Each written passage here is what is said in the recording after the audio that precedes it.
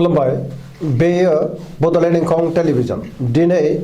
22 फेब्रुवारि 2022 शनिबार खालि सानसेनि बरादखौ नोंथांमोननि खाथियाव लाबोदों आं सदानन्द दैमारिया।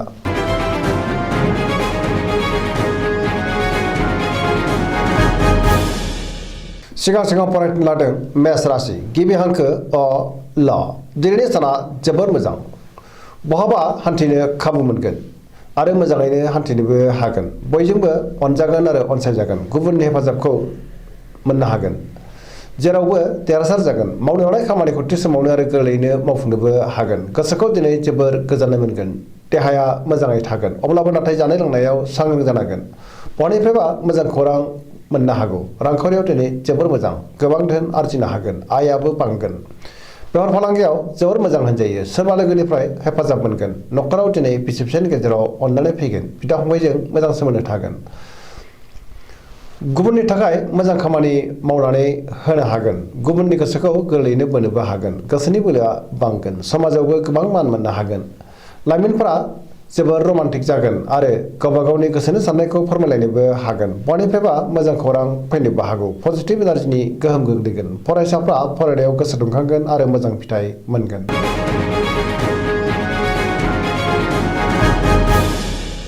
वृष राशि गिबि हांखो इ उ ब दिनैनि साना जोबोर मोजां जेरावबो गोजोनै थानो हागोन सोरजोंबा बाख्नाय जानो हागौ गोसोखौ दिनै जोबोर गोजोननाय मोनगोन गोसोनि बोलोआ बांगोन मावनो हानाय खामानिखौ थि समावनो आरो गोरलैयैनो मावफुंनोबो हागोन समाजाव गोबां मान मोनगोन रांखावरियाव दिनै जोबोर मोजां गोबां धोन आरजिनोबो हागोन बेफार फालांगियाव मोजां मुलाम्फा मोनगोन आयाबो बांगोन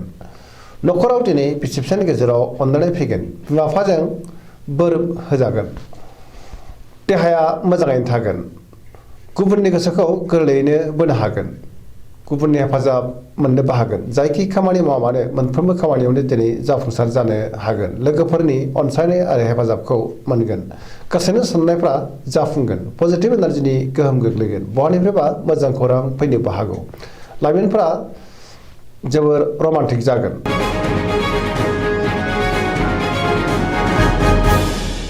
मिथुन राशि गिबि हांखो ख स दिनैनि साना जोबोर मोजां गुबुनजों मोजां सोमोन्दो लाखिनो रोंगोन सुथुरखौ गोरलैयैनो फेजेननो हागोन गोसोखौ दिनै जोबोर गोजोननायबो मोनगोन गोसोआ जोबोर खुसि जागोन देहाया मोजाङैनो थागोन रांखावरियाव जोबोर मोजां बेफार फालांगियावबो जोबोर मोजां आरजिनाय धोनखौ दोनथुमनो हागोन न'खराव दिनै अननानै फैगोन समाजाव गोबां मान मोननो हागोन गोसोनि बोलोआ बांगोन मावनो हानाय खामानिखौ थि समावनो आरो गोरलैयैनो मावफुंनोबो हागोन सोरबा लोगोनिफ्राय थोजासे हेफाजाब मोनगोन सोरजोंबा बाख्नाय जानोबो हागौ गुबुनजों मोजां सोमोन्दो लाखिनो रोंगोन गियाननि आंखाल जानाय नङा मोनफ्रोमबो खामानिखौनो दिनै मावफुंनो हागोन लाइमोनफोरा जोबोर रमान्टिक जागोन आरो गोसोनि साननायखौ फोरमायलायनोबो हागोन पजिटिभ एनार्जिनि गोहोम गोग्लैगोन धोरोमारि बिथिङावबो गोसो दुंखांगोन।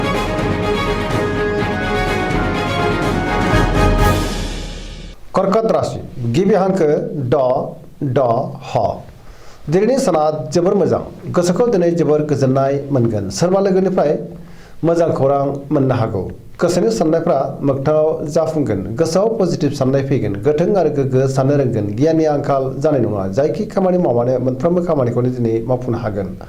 मावनो हानाय खामानिखौ गोरलैयैनो मावफुंगोन रांखावरियाव जोबोर मोजां नाथाय अब्लाबो खरसायाबो बांगोन बेफार फालांगियाव मोजां होनजायो देहाया दिनै मोजाङैनो थागोन गोसोआ दिनै जोबोर रमान्टिक जागोन गुबुननि हेफाजाबखौ गोरलैयैनो मोननोबो हागोन न'खराव दिनै अननानै फैगोन फरायसाफ्रा फरायनायाव गोसो दुंखांगोन आरो मोजां फिथाइ मोनगोन पजिटिभ एनार्जिनि गोहोम गोग्लैगोन।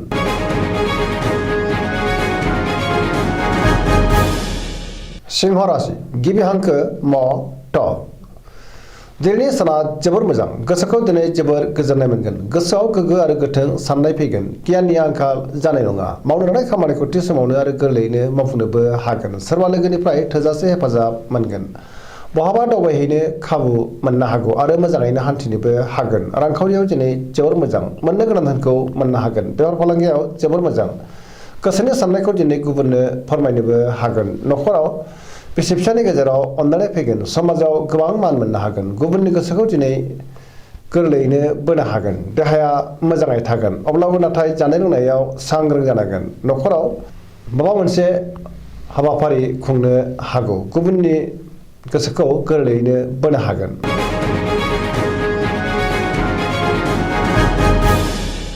कन्या राशि गिबि हांखो प ट दिनैनि साना जोबोर मोजां गोसोखौ दिनै जोबोर गोजोननाय मोनगोन गोसोआव गोग्गो आरो गोथों साननाय फैगोन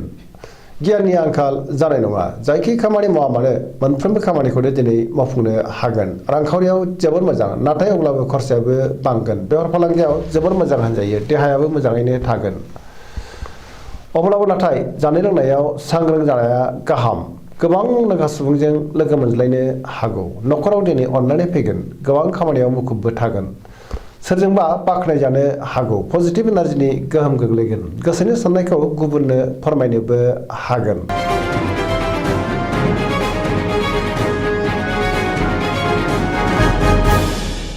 तुला राशि गिबि हांखो र ट दिनैनि साना जोबोर मोजां बयजोंबो अनसायजागोन आरो अनजागोन समाजाव मान मोनगोन गोसोनि बोलोआ बांगोन गोसोनि साननाया मोगथाङाव जाफुंगोन मावनो लानाय खामानिखौ थि समावनो आरो गोरलैयैनो मावफुंनोबो हागोन देहाया मोजाङै थागोन अब्लाबो नाथाय जानाय लोंनायाव सांग्रां जानांगोन रांखावरियाव जोबोर मोजां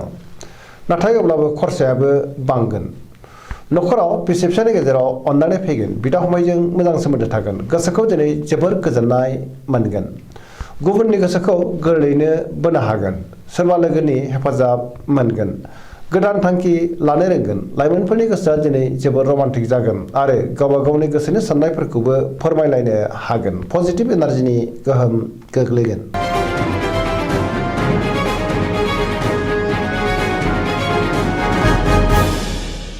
वृश्चिक राशि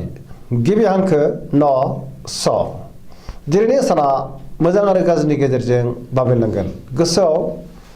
बेले बेजे साननाय फैगोन सोरबा गोजाम लोगोजों बहाबा लोगो मोनज्लायनो हागौ गोसोआव गोग्गो आरो गोथों साननाय फैगोन नाथाय अब्लाबो गोसोखौ मानोबा उसाव बादाव मोनगोन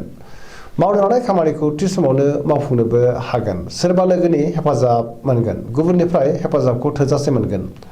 गोसोनि साननाया जाफुंगोन गोसोनि बोलोआ बांगोन समाजाव मान मोननो हागोन न'खराव दिनै अनलायनाय फैगोन रांखावरियाव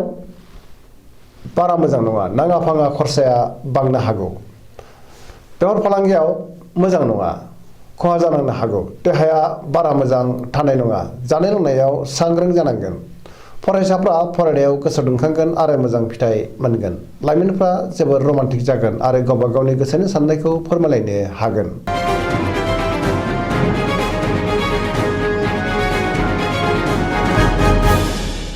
धनु राशि गिबि हांखो ढ फ भ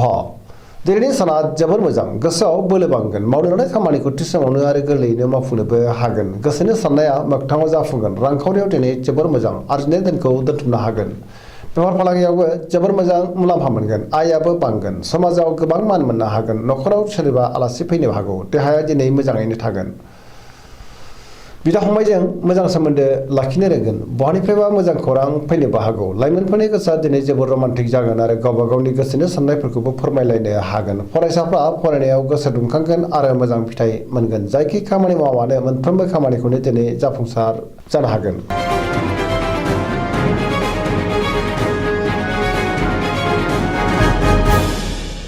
मकर राशि गिबि हांखो ख ज दिनैनि साना जोबोर मोजां गोसोनि साननाया मोगथाङाव जाफुंगोन सिगांनि बयबो आद्रा खामानिखौ दिनै मावफुंनोबो हागोन रांखावरियाव दिनै जोबोर मोजां आया बांगोन मोननो गोनां धोनखौबो मोननो हागोन आरजिनाय धोनखौबो दोनथुमनो हागोन बेफार फालांगियाव जोबोर मोजां मुलाम्फा मोनगोन गुबुनजों मोजां सोमोन्दो लाखिनो रोंगोन सिगांनि बयबो आद्रा खामानिखौ दिनै मावफुंनोबो हागोन गोदान खामानियाव आखाइ होजेननो हागोन मावनो लानाय खामानिखौ मावफुंनो हागोन न'खराव अनलायनाय फैगोन बिदा फंबायजों मोजां सोमोन्दो थागोन आरो बिसोरनि हेफाजाबखौ थोजासे मोनगोन सेंग्रा सिख्लाफ्रा गावबा गावनि गोसोनि साननायखौ फोरमायलायनो हागोन आरो गोसोआ दिनै जोबोर रमान्टिक जागोन पजिटिभ एनार्जिनि गोहोमबो गोग्लैगोन फरायसाफ्रा फरायनायाव गोसो दुंखांगोन आरो मोजां फिथाइबो मोनगोन।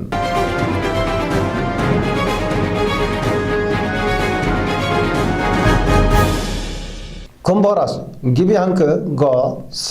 स दिनैनि साना जोबोर मोजां गोसोखौ दिनै जोबोर गोजोननाय मोनगोन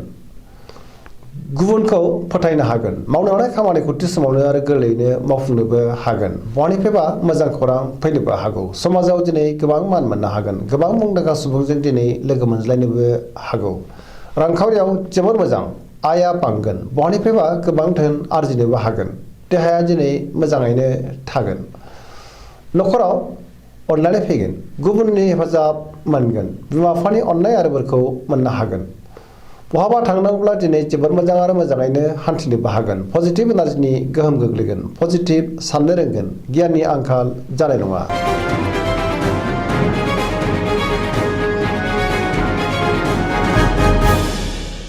मीन राशि गिबि हांखो ड स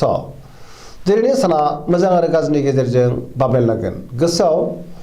गोनो गोथो साननाय फैगोन गोसोनि बोलोआ लोरबां जागोन गावनि गोसोनि साननायखौ गुबुननो फोरमायनो गोब्राब जागोन देहाया मोजाङै थागोन अब्लाबो नाथाय जानाय लोंनायाव सांग्रां जानांगोन रांखावरियाव जोबोर मोजां मोननो गोनां धोनखौ मोननो हागोन बेफार फालांगियाव जोबोर मोजां होनजायो नखराव दिनै अनलायनाय फैगोन गोसोनि बोलोआ नाथाय अब्लाबो लोरबां जागोन सोरजोंबा बाख्नाय जानोबो हागौ लाइमोनफोरनि गोसोआ दिनै जोबोर रमान्टिक जागोन आरो गावबा गावनि गोसोनि साननायखौ फोरमायलायनो हागोन फरायसाफ्रा फरायनायाव गोसो दुंखांगोन आरो मोजां फिथाइ मोनगोन नाथाय अब्लाबो गोसोनि साननायफ्रा देबोर नांगोन दिनैनि राशि फरायनाया एसेनोसै जोबनायाव बेखौनो खावलायो जाहाथे नोंथांमोना सानफ्रामबो जोंनि बे बड'लेण्ड इंखं टेलिभिजनखौ नायबाय थायो आरो साबस्क्राइब खालामो लोगोसे लाइक खालामो आरो शेयार खालामो एसेनोसै गोजोन्थों